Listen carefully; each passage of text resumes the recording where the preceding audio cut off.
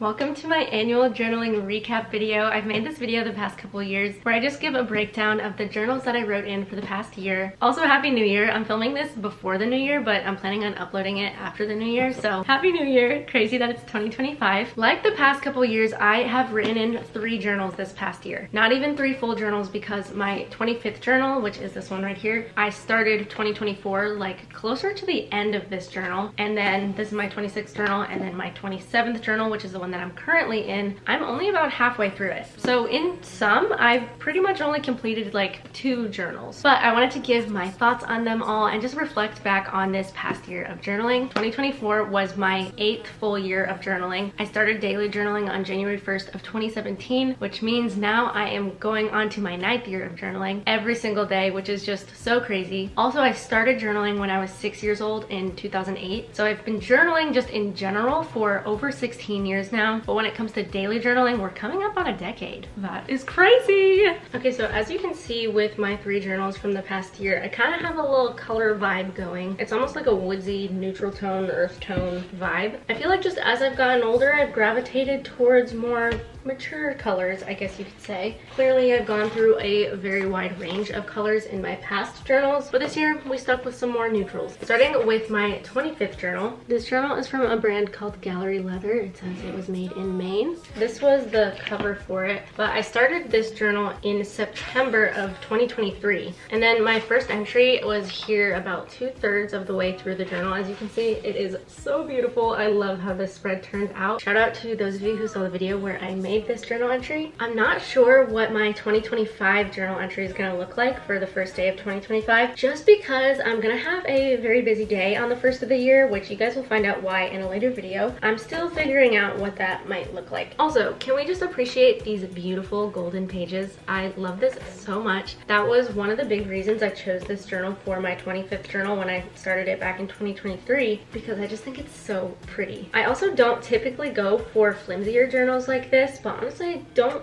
think I really minded it all that much. It also is a larger journal. You guys know me, I have always said that I really like larger journals, but spoiler alert, clearly my other journals for the rest of 2024 were not the same size. I have since gravitated towards an A5 journal, but we will get into that. And then I finished this journal shortly into 2024 on February 16th. So it really was only for the first month and a half of 2024 that I was in this journal. But then we moved to these journals. So clearly these are the same exact journal, but just different colors. The company's name is M. Choi. I don't know if that's how you pronounce it, but if anybody knows how to get in contact with them, let me know, because I would love to work with them. I have more recently discovered these journals, and I'm pretty sure they're my favorite journal, and I'm planning on sticking with them for now. I'm not sure if I'll move to another journal, but I just really love them a lot. I wish they did come out with different sizes of them and not just A5 journals, but I'll have them linked down below in my Amazon storefront. I just love them so much.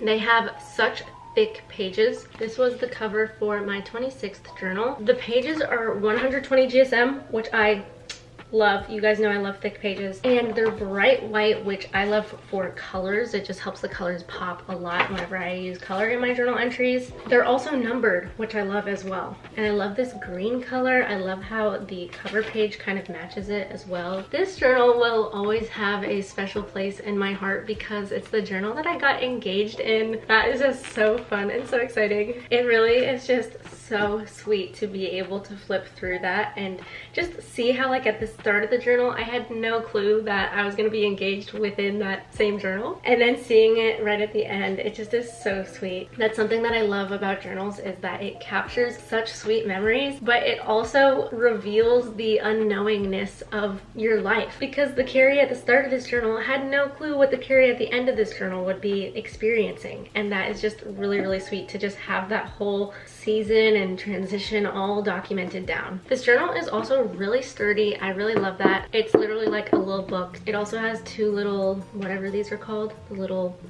like page markers, bookmarks, whatever, and it has the strap as well on it, and I love that it matches the outside of the cover. I kind of hate when there's like a journal with the little strap and it has like a random color that doesn't match the cover, or even just like black when it's like a pink journal. Like, I just feel like it doesn't look too cohesive when it's like that, so I love that it matches. And it has a little pen loop, which I've said before I never use. I always have my pen and I just like link it right on the top just because it's like quicker and easier to do it that way. I'm just lazy to use the pen loop even though it would take like 2 seconds. And then this is my 27th journal. So because of how much I loved my 26th journal, I was like, you know what, I am gonna go ahead and just use my 27th journal as the same exact one. You can see I am about halfway through it right now. I'm not sure if you can see it on the camera or if it'll focus, but even with it closed, you can see that like these are the pages I've written in and these are the ones I still have left. I think I said already that they have page numbers as well, so I'm currently on page 113 and there's 256 pages, so I'm not even halfway. I'm almost halfway, but I really like how it has the page numbers so you can kind of have more of a gauge of how much you have left. Oh, I forgot to show too, in this journal in the very back, well, they all have this where there's these pockets in the back, but in this one specifically, I have a bunch of pictures that I never taped in for my fiance and I's dating anniversary when I was at the start of this journal. I gave him a scrapbook that I made and I had a bunch of extra pictures that I accidentally printed out twice and I never taped them into my journal, and I meant to, but they're just silly because they're all pictures of him sleeping. Wait, let me see if I can get them out. There's literally so many of them.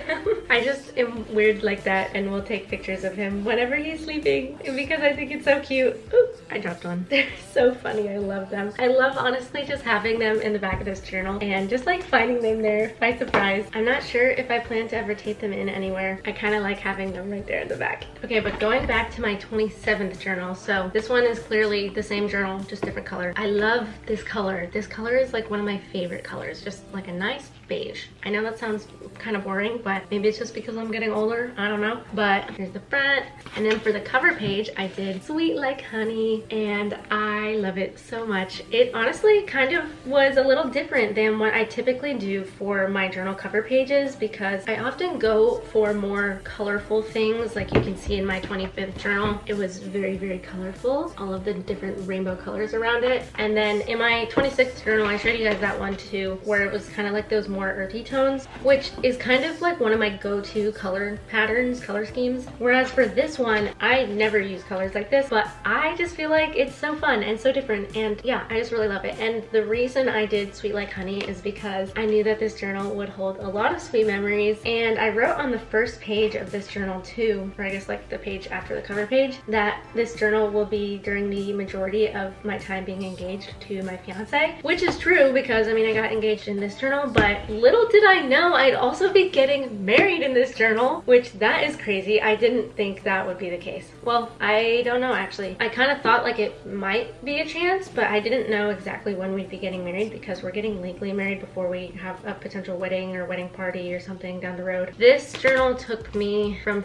February to September of 2024, so that literally was like 6.5 months. So I kind of figured that this journal too would take me about the same length, and since I started it at the beginning of September, I was like, I'll likely finish it sometime maybe around March or April. So I kind of thought that I could maybe get married in this journal, but definitely wasn't expecting it to be as soon into this journal as it's going to be. But that is just so exciting, and I just, wow, am just so happy that I have these journal entries to document such a special period and time of my life. I love especially thinking about how sweet it is to reflect back on journal entries previously from the past, but thinking to the future, I love the idea of my future self seeing this season of my life in these journal entries and just really being able to reminisce in the pure joy and excitement that I had. I just think that is so sweet and so fun. My plan too is to continue getting this brand of journal just because I really like it, and I've been digging the A5. I feel like as I've gotten older, it definitely is a lot easier to have a smaller journal since I don't